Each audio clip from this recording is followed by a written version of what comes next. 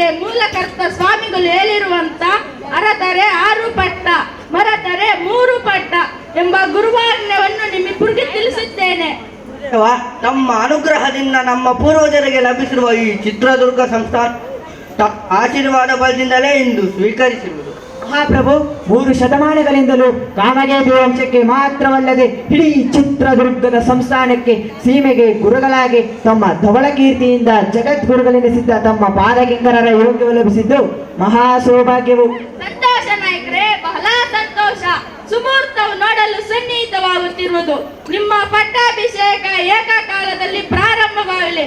ಆ ಪರಮೇಶ್ವರನು ಕಾಪಾಡಲಿ. ಬನ್ನಿರಿ.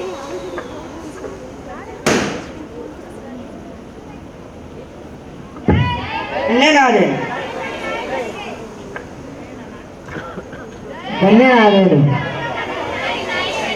ನಿಮಗೆ ಶುಭವಾಗಲಿ. ಪ್ರಭುಗಳ ಆಜ್ಞೆಯಂತೆ